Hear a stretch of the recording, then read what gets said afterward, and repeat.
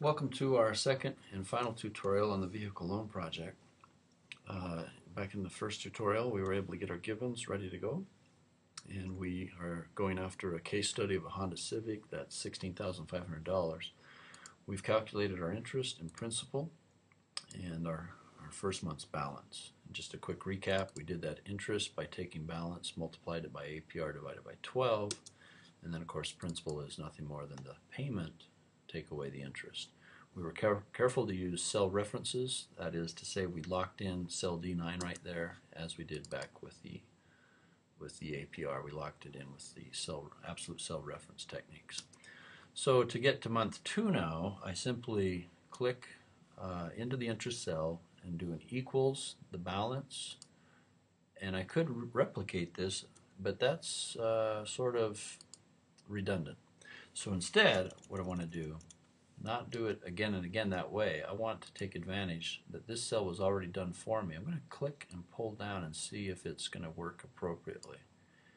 And as I had hoped, the interest shrinks ever so slightly, and that would be because our balance is slightly lower. And so we would expect the interest to be less of a quantity. Likewise, the principal should be more in this case, going in the opposite direction. Notice it does climb by 75 cents. Moral of the story is the two need to behave in a synchronous way.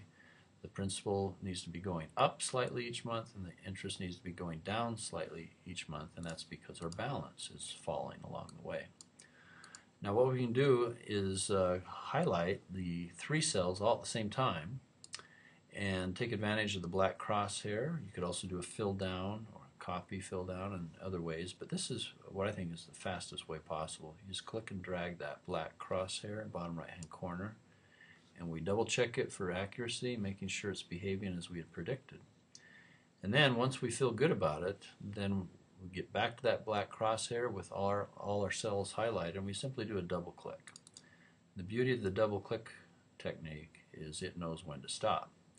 It looks to the left, and since in column B we were, column B right here we had our months, it knows that we're done after month 60. Now in the real world, if you were to round your payment to the nearest penny, this wouldn't come out to be 0 exactly without modifying things slightly to pay just a few cents or dollars of interest. But in Excel, since we have great decimal precision, it coincidentally just rounds perfectly to 0. So it's kind of a nice feature. Some banks actually have you round your nearest payment round your payment to the nearest dollar, and if that's the case, you definitely would have some extra cash to have to pay at the very end to get that to 0. That's a minor point.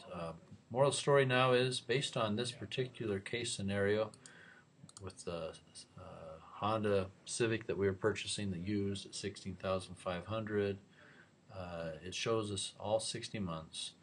And obviously the interest keeps falling down, and as the principal goes up, we get our final balance of 0.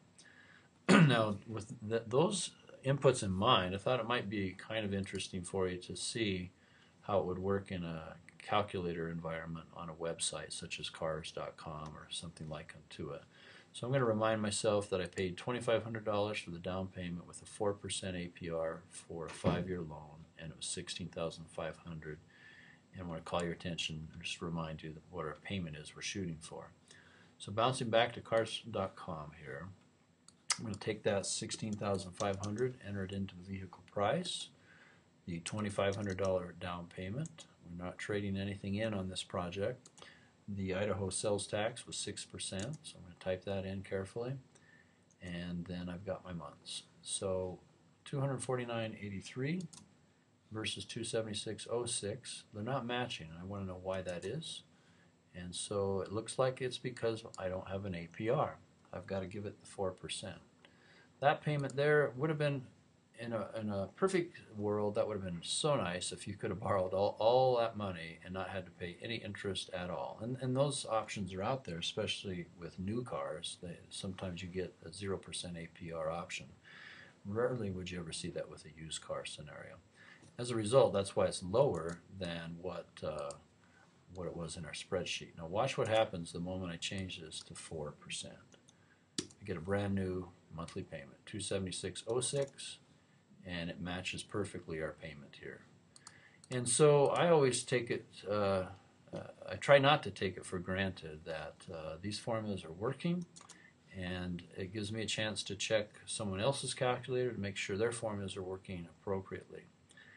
So I hope that's helpful, and maybe I could scroll down and just show you that many times websites will also give you estimates. So here we have an APR estimate going from 2 to 6% with various different